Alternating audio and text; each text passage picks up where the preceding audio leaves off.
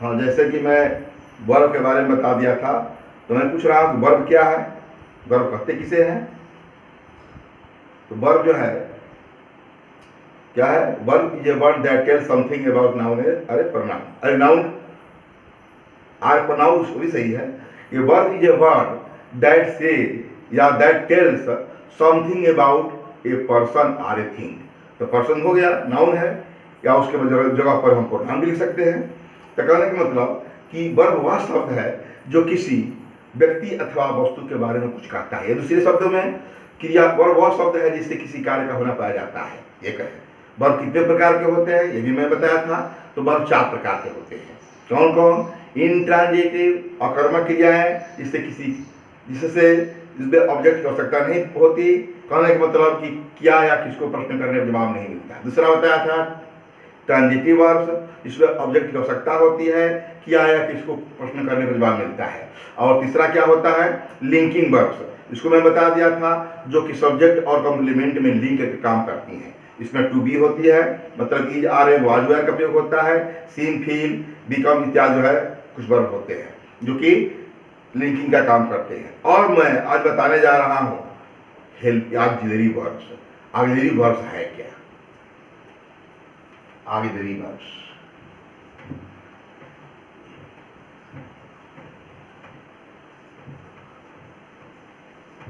Auxiliary verbs auxiliary verbs वे verb हैं जो किसी सेंटेंस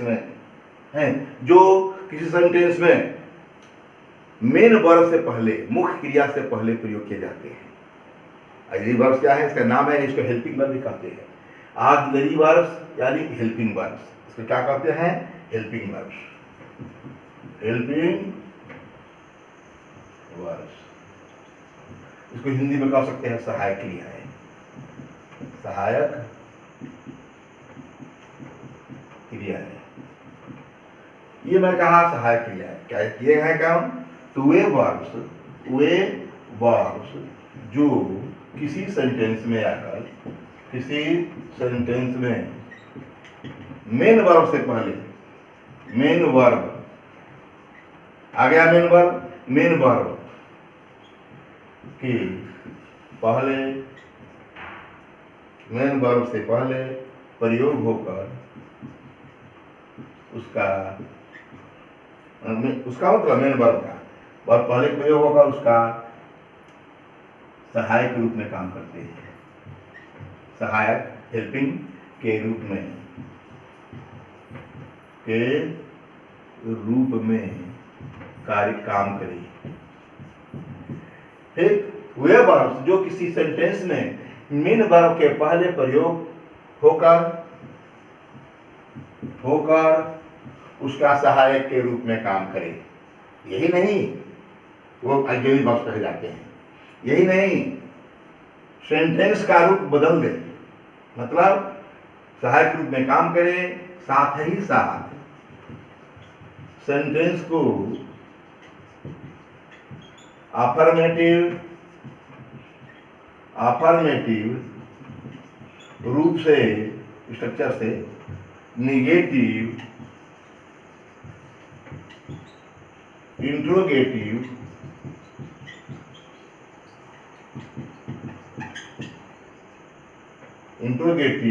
में बदल दे। ये भी काम हो गया हेल्पिंग वर्ब का। और तो बताया कि किसी मेन वर्ब के आकर पहले आकर सहायक रूप में काम करे, या साथ ही साथ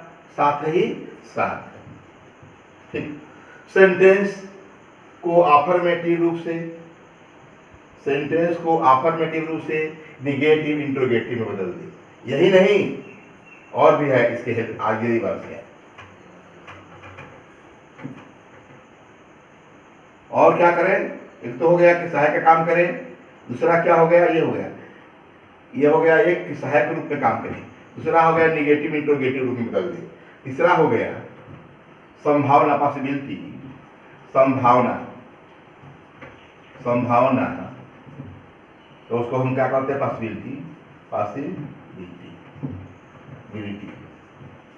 पॉसिबिलिटी, विलिंगनेस, इच्छा,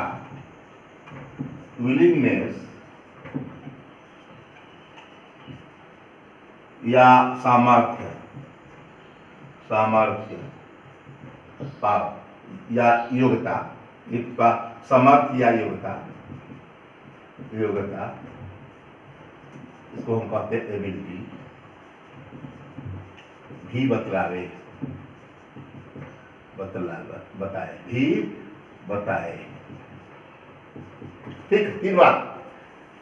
वर्ब, वे वर्ब जो कि सेंटेंस में आकर पहले प्रयोग होकर उसका जो है पहले तो हेल्पिंग वर्ब सहायक रूप में काम करे, साथ ही साथ सेंटेंस को अफर्मेटिव रूप से निगेटिव में इंट्रोगेटिव में बदल दे। तीसरा काम संभावना, इच्छा या समर्थ, योग्यता, एबिलिटी का भी को भी बताए। अब मैं बात कर दिया इतना, ये क्या हुआ कि कह 3 बात 3 रूप में एग्जाम्पल दे रहा है। जैसे he is teaching me, he is teaching me, ये इज है, ये टीचिंग क्या है, मेन वर्ब है, ये इसका स्वतंत्र अर्थ है, ये जो है इसका हेल्पिंग में है और स्वतंत्र नहीं रख रहा है, ये हेल्पिंग है, ये हेल्पिंग वर्ब हो गया। अब यदि कोई हेल्पिंग वर्ब एच भी हेल्पिंग वर्ब, ये सब्जेक्ट हो गया। ठीक, तो एक तो ये सहायक रूप में काम किया, और इसी को मैं कह दूं तो ही इज नॉट टीचिंग, ये अफर्मेटिव था, इसका ये नेगेटिव हो गया। दूसरा, इसको इज को बाहर कर दें, इज ही टीचिंग मी, ये क्या हो गया, इंट्रोगेटिव बना दिया इसको। ठीक, तो मैं क्या कहा कि हेल्पिंग वर्ब में काम दे या इसको निगेटिव या इंट्रोगेटिव बना दे। दूसरा मैं बात क्या कहा, पहला तो हम हेल्पिंग वर्ब हो गया, और दूसरा बात के लिए हो गया इंट्रोगेटिव, निगेटिव और इंट्रोगेटिव बनाया। तीसरी बात मैं क्या कहा था, तीसरी बात कहा था, देखिए सामने लिखा है, संभावना हो या इच्छा प्रकट कर दे। ठीक, तीसरी बात के लिए मैं लिख दूं, तीसरी बात की मे आई कम इन, या मैं अंदर आ सकता हूं, ये क्या है, संभावना नहीं तो क्या है, मैं कह दूं कि नहीं आओगे तो कोई मत नहीं है, लेकिन मैं भी तो अग्रिम वर्ब है, तो मैं भले इसका नाम अलग दिया जाएगा, किया है, ये क्या है बताना है, मैं आई कहूं, यही संभावना है, संभावना। ये मैं कह दूं कि मैं इसमें इस संभावना हो गया, और मैं बोल दूं you can speak English, speak English. ठीक, यू कैन स्पीक इंग्लिश, ठीक है, आप अंग्रेजी बोल सकते हैं। ये क्या हो गई, एबिलिटी हो गई, योग्यता में समर्थ हो गया, आपकी योग्यता है, एबिलिटी है, हो गया clear. You can speak English, तो मैं तीनों बात बता दिया, एक दो बात आया सहायक के रूप में, दूसरा बात आया इसको निगेटिव इंट्रोगेटिव बना रहा है, हेल्पिंग वर्ब ही काम कर रहा है, जेरी वर्ब ही काम है, और तीसरा क्या संभावना बता रहा है, और दूसरा जो है जो तीसरा संभावना और योग्यता बता रहा है। क्लियर हो गया। अब हमारा जो है हेल्पिंग वर्ब के बारे में मैंने बता दिया क्या क्या करता है, हेल्पिंग वर्ब का डिफाइन अच्छी तरह से कर दिया। और मैं एक बात कर दूं कि क्लासिफिकेशन मैंने वर्ब का तो मैंने 4 काइंड बता ही दिया था, और मैं बता दूं वर्ब के रूप में यहाँ हेल्पिंग वर्ब आ गया, हेल्पिंग वर्ब आ गया तो इसके रूप में मैं बात कर दूं तो वर्ब जो है कहिए तो मुख्य युक्त होती है, लेक्सिकल वर्ब्स और दूसरा ऑक्सिलरी वर्ब्स। इसलिए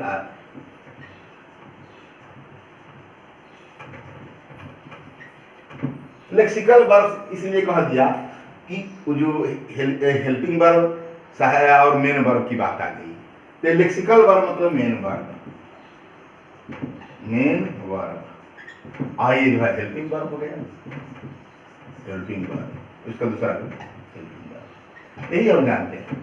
लेक्सिकल वर्ब, लेक्सिकल वर्ब का मतलब कि मुख्य क्रिया जिसका जो है अपने आप में स्वतंत्र अर्थ होता है, ठीक, और यह सेंटेंस में मुख्य शब्द होता है।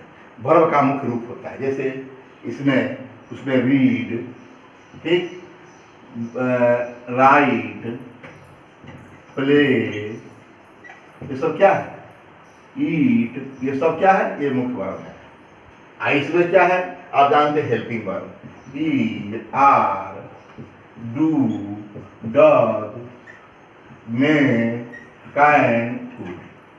देखिए मैं भी दिया, कैन भी दिया, इतना दे दिया, काम हो गया। यही हमारा हेल्पिंग वर्ब है, यही हमारा लेक्सिकल वर्ब है।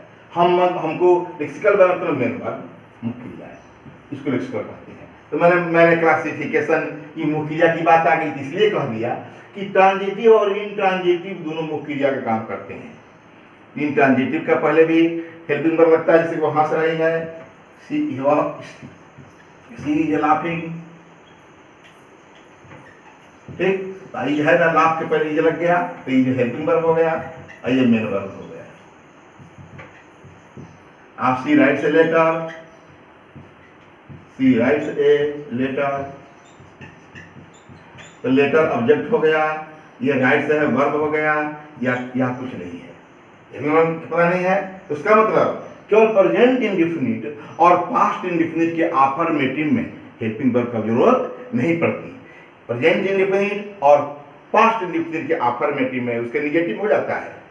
तो मैं इसी को बात कर दूं, she does not write a letter, तो क्या है, ये अपवाद है कि प्रेजेंट इंडेफिनिट और पास्ट इंडेफिनिट टेंस के अफर्मेटिव में हेल्पिंग वर्ब नहीं होता, ये वर्ब की आवश्यकता नहीं होती।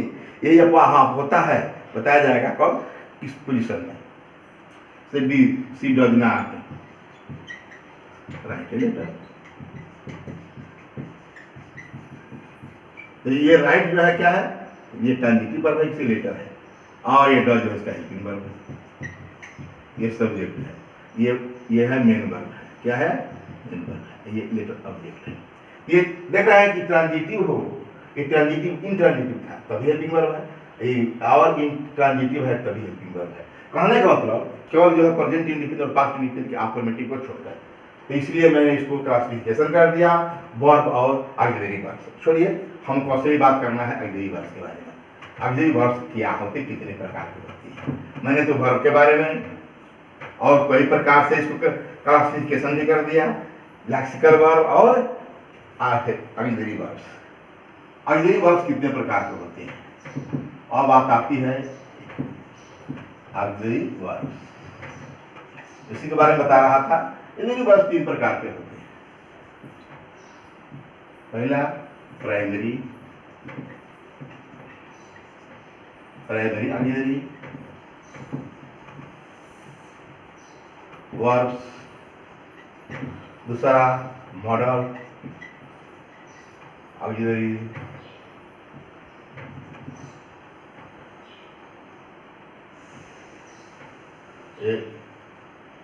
आई मॉडल, और तीसरा मार्जिनल।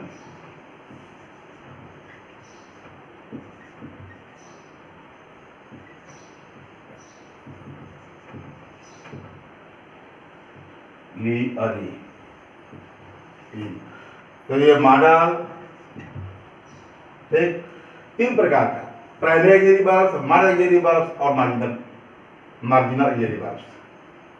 प्राइमरी में कौन कौन होते हैं, 3 प्रकार का। पहला होता है be, to be. To be में is, are, am, was, were, is, are, am, was, were, being और बी, ये टू बी में आता है। दूसरा होता है टू डू। टू डू में कौन है, डू है, डज है और डिड है। और तीसरा होता है टू हैव, यही 3 है। तो हैव में खुद, हैव, हैड और हैड, इस सबका प्रयोग आप पढ़े हैं 10th में, ठीक। ये हो गया, प्राइमरी में यही है, is, are, am, was, were, be, being, be. और दूसरा है टू डू, डज, डिड, और to have, had, had. Modal क्या है, मॉडल ऑक्सिलरी में क्या है? मॉडल AUXILIAI, ये क्या कौन कौन से हैं? तो आप जानते हैं, गायन है, पहले शुरू करते हैं। साइल है, साइल का शुद्ध हो जाता है फास्ट में। ये व्हील है, व्हील का वुड हो जाता है फास्ट में। ठीक, साइल शुड, व्हील वुड, में, माइट, में माइट, कैन कूड और मस्ट और आर्ट टू।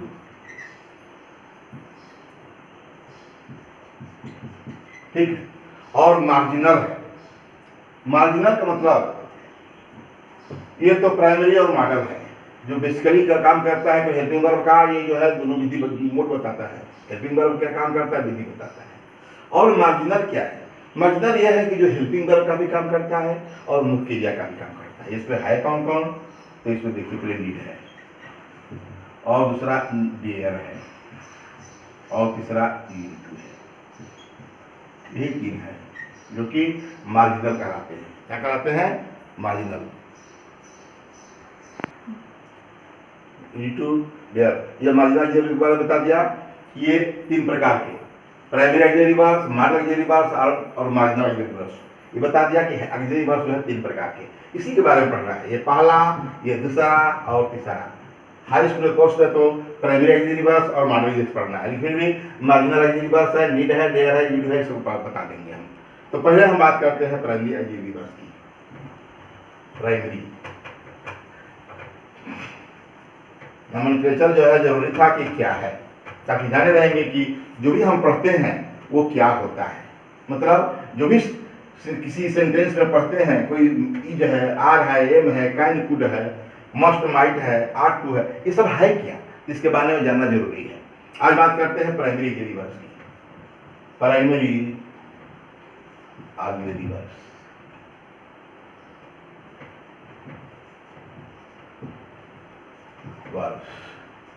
जैसे कि मैं बता दें कि प्राइमरी वर्ब्स में तीन है। एक बी है, और दूसरा क्या है, डू है, और क्या है, हैव है। सबके पहले टू लगा देते हैं, टू बी। तो टू बी किस तरह कर देंगे, चलिए कोई बात नहीं। टू बी, टू डू और टू है, एक तीन है। तीनों का 3 दिन में पढ़ाना है। टू बी के बारे में आज बात करते हैं। मतलब ये टू बी क्या है, टू डू क्या है, टू हैव क्या है। तो टू बी तो दिन बाद बता देते हैं, अभी टू डू और टू हैव के बारे में वीडियो और दिन बता देंगे। आज हम बात करते हैं टू बी का। इसमें लिख सकते हैं यूज ऑफ टू बी। ठीक है, use of to be, to be का प्रयोग। टू बी जानते हैं कि is are am was were be being be. इससे तो टू बी में क्या आता है, यही प्रयास दिखाई, is are am was were. लेकिन बी बीइंग बी भी फीचर में आता है, और बीइंग जो है पैसिव वॉइस में प्रयोग किया जाता है। जरूरी है, यहाँ तो पैसिव एक्सिस से मतलब नहीं है, और बीइंग भी हमारे टेंस में आता है। ठीक, तो हम बात करते हैं पहला नियम प्राइमरी का। पहला रूल्स ये है कि सभी तीनों टेंसेज के कॉन्टिन्यूअस में बी फॉर्म का प्रयोग होता है। तीनों टेंसेज के कह सकते हैं कि तीनों टेंसेज के कॉन्टिन्यूअस में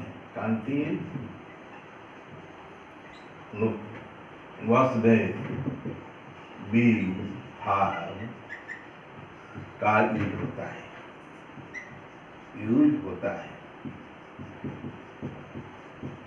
जिसमें इसमें पहचान क्या है, जिसमें वर्ब में आईएनजी लगा होता है, आईएनजी लगा होता है।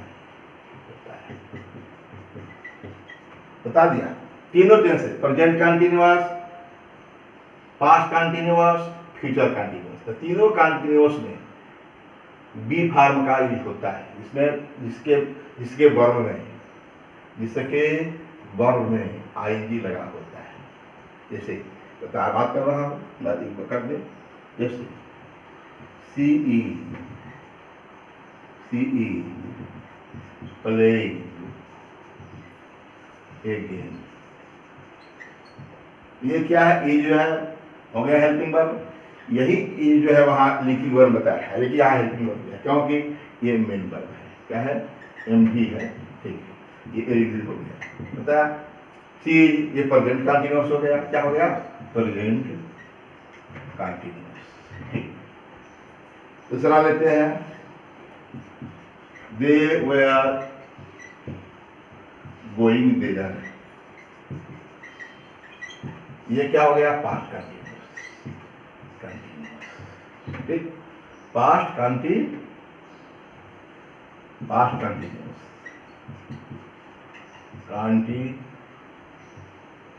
ठीक, ये वेयर हो गया। और तीसरा हो गया शी विल बी डांसिंग। ठीक, विल बी हो गया, विल के बाद भी हो गया, डांसिंग मेन वर्ब है। देख रहे हैं कि ये फ्यूचर का हो गया, विल बी आ गया, इसको से भी आ गया, तो शी विल बी डांसिंग, ये हो गया फ्यूचर कंटिन्यूअस। Future continuous. तो हमें बताया कि ये तीनों टेंसेस के present continuous, past continuous, future continuous में बी फार्म का प्रयोग होता है, जिसमें वर्ब में आईडी लगा होता है। मतलब जानते हैं कि जो हमको प्राइमरी आईडी हेल्पिंग वर्ब का प्रयोग कर रहे हैं। तो देखा प्लेइंग, गोइंग और डांसिंग। तो गोइंग पर वेयर है, डांसिंग पर बी है, विल तो उसका सहायक, उसका जो है फ्यूचर का रूप है, विल होता है। तो ये इन सब का प्रयोग मैं बता दिया, ये कंटिन्यूअस में। और इसका प्रयोग मैं बताने जा रहा हूँ, कहाँ होता है।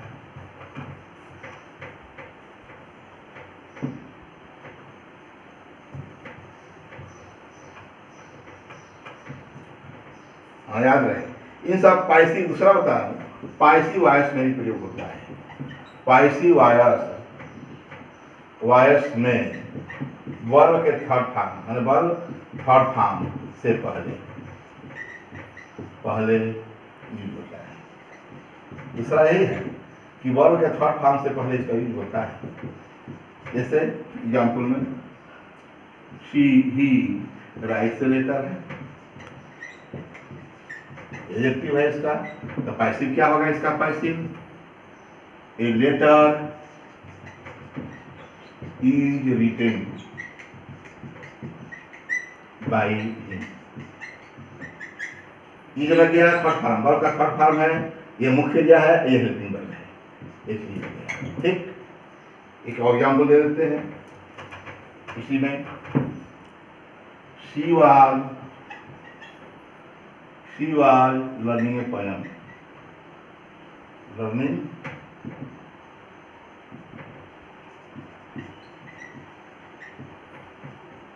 A poem was being learned by her। बता दिया कि वाज लगा, उसके साथ बीइंग भी लग गया। देख रहे हैं दोनों, आइए वर्ब का थर्ड फॉर्म है। ठीक, तो ये बता दिया कि ये वर्ब का थर्ड फॉर्म से पहले भी इज, आर, एम, बीइंग का भी प्रयोग होता है। ठीक, इस प्रकार मैंने ये बताया बी फार्म का। बी फार्म का प्रयोग पहला, तीसरा बता दूं, मेन वर्ब के रूप में, मेन वर्ब के रूप में। जैसे he is to write a letter, वह पत्र लिखने को है। ये जो है मेन वर्ब है, एम भी है, ये इंफिनिटिव है। क्या है? टू राइट इंफिनिटिव है, इंफिनिटिव है। इसका मतलब यह ऑब्जेक्ट है। क्या है? तो जब ये ही सब्जेक्ट है, मेन वर्ब ये है, आ टू राइट जो है क्या है? ही टू राइट, छोड़िए लेटर की कोई सकता नहीं है, उसको पद वो लिखने को है। तो ही इज, ये ही सब्जेक्ट हो गया, इज मेन वर्ब हो गया, आ टू राइट हो गया। इस प्रकार दे वेयर टू गो, ये वेयर मेन वर्ब हो गया, ये सब्जेक्ट हो गया, ये जो है ऑब्जेक्ट हो गया, ठीक, इन्फिनिटिव है। तो दे वेयर टू गो ये भी बता दिया। और एक चीज और है इसका अंतिम, बी का रूप लिंकिंग रूप में, लिंकिंग वर्ब के रूप में भी होता है, लिंकिंग वर्ब के रूप में, वर्ब के रूप में, जैसे ही इज ए डॉक्टर, ये क्या है, सब्जेक्ट है, ये कॉम्प्लीमेंट है